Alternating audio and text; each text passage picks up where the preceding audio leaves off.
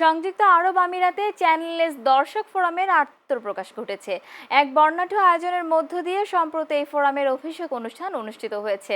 মূলত দুবাই ও আমিরাতের বিভিন্ন শহরে অবস্থানরত বিভিন্ন পেশার প্রবাসী বাংলাদেশিদের নিয়ে চ্যানেললেস দর্শক ফোরাম গঠন করা হয়। চ্যানেললেসকে মধ্যপ্রাচ্যের দর্শকদের কাছে জনপ্রিয় করে তুলতে দর্শক ফোরাম তাদের কর্মসূচির কথা অনুষ্ঠানে তুলে ধরেন। এতে সভাপতিত্ব করেন শিল্পপতি সিফাতুল্লাহ।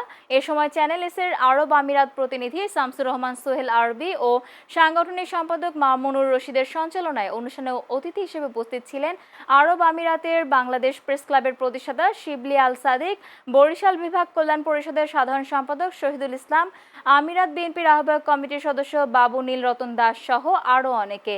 অনুষ্ঠান শেষে এক জমকালো সাংস্কৃতিক অনুষ্ঠানের সঙ্গীত পরিবেশন করেন জাভেদ আহমেদ মাসুম, সামিদা চৌধুরী পপি। এই আয়োজনে 20 জন প্রবাসীকে সম্মাননা প্রদান করা হয়।